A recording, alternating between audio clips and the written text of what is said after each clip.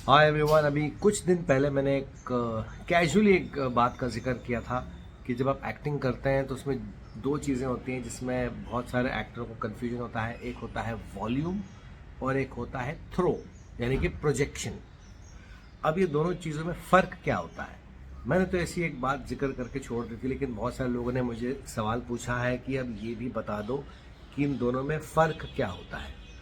Volume का basically मतलब होता है कि आप कितने जोर से बोलते हैं, चिल्ला के बोलते हैं, चीख के बोलते हैं। आपकी वॉल्यूम या तो हल्की होगी या बहुत जोर से होगी, ये होता है वॉल्यूम। जो हम सब जानते हैं, वॉल्यूम हाई होती है, लो होती है। और एक होता है थ्रो या प्रोजेक्शन।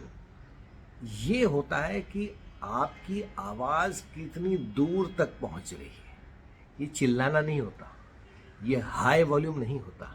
ये होता है, कई बार सीन होते हैं जिसमें आपको विस्पर करना है, क्या तुमको पता है कि तुम्हारी बहन का अफेयर चल रहा है। अब शायद आप लोगों ने सुना नहीं, तो साउंड इंजीनियर आकर बोलेगा, सर आपने बहुत धीरे से बोला, आपकी आवाज़ नहीं आई।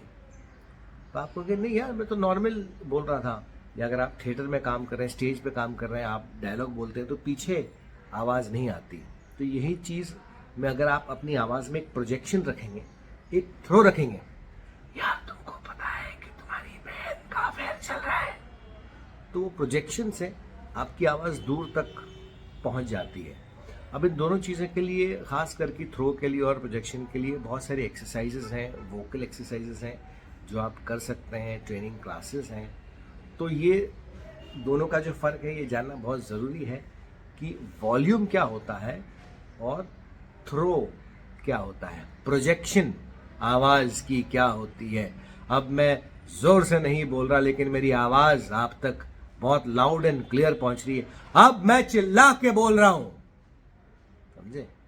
ये होता है।